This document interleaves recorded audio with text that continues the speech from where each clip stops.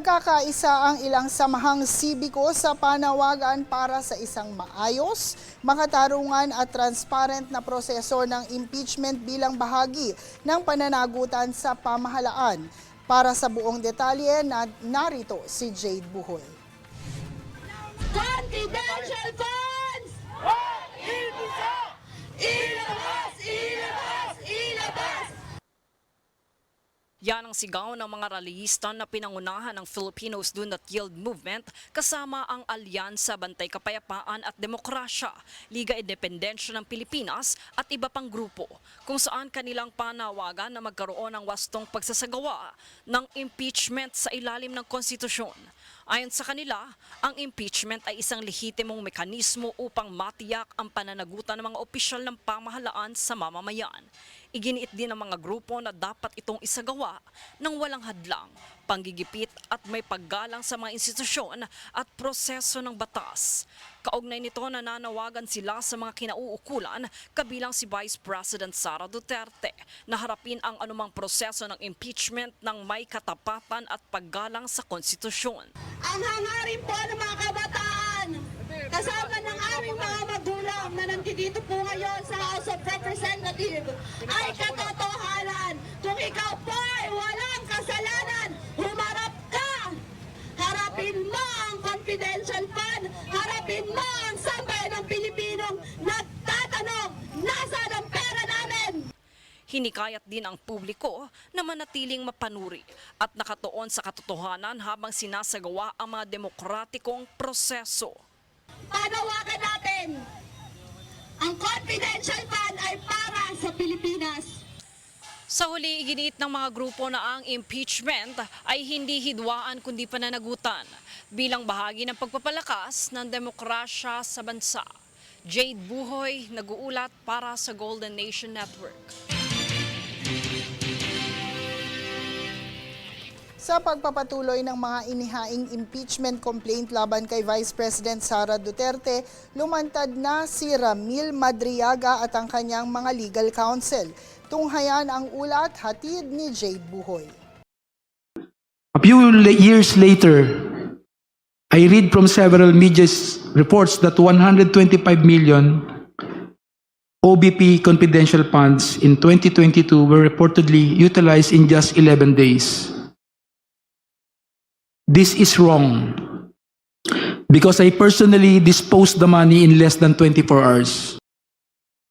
Matatandaang ayon sa Commission on Audit o COA, naubos sa loob ng 11 araw ang 125 million peso na confidential funds. Samantala, ayon kay Ramil Madriaga, umano'y isang araw lamang ito na ilabas, isang issue na binanggit sa impeachment complaint laban sa Vice-Presidente. Sa pagdinig, iginiit ni Madriaga na siya umano ay bagman ni Vice President Sara Duterte na taliwas sa naunang pahayag ni Vice Presidente na hindi niya ito kilala o may kaugnayan sa kanya.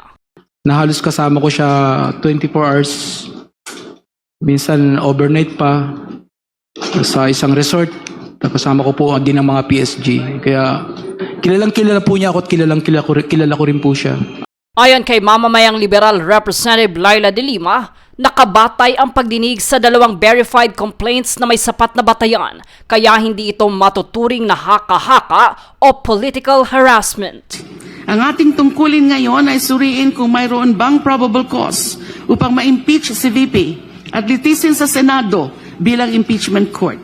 Malinaw po, narito tayo ngayon para alamin kung dapat bang umusad ang proseso. Gayunman, may mga bahagi ng testimonya ni Madriaga na hindi niya lubos matukoy, partikular sa pagkakakilanlan ng mga tumatanggap ng pondo. Bagamat tinanong si Madriaga, ayon naman kay Committee Chair Jervil Luistro, ang pagdinig ay sinasagawa alinsunod sa konstitusyon upang alamin kung may probable cause at hindi pa pagdedesisyon sa pananagutan. Sa pagpapatuloy ng pagdinig ukol sa impeachment complaint laban sa bise, ay unti-unti ding sinusuri ng komite kung sapat ba ang mga batayang ginamit upang malaman kung uusad ba ito sa Senado. Jade Buhoy, nag-uulat para sa Golden Nation Network.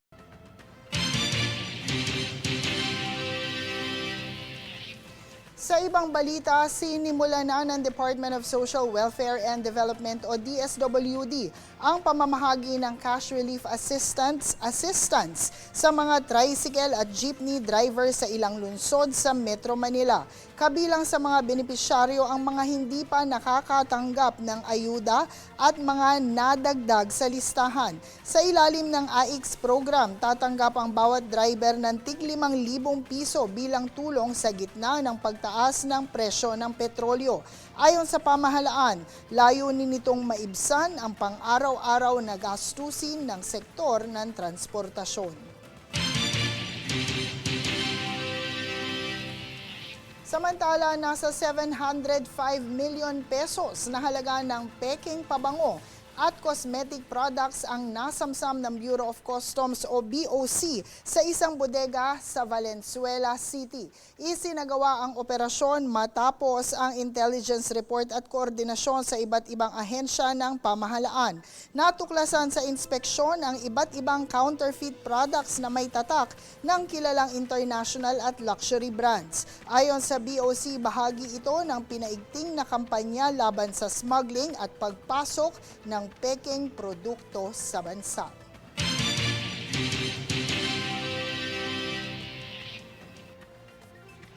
Manatiling nakatutok para sa higit pang mga balita sa pagbabalik ng News Force.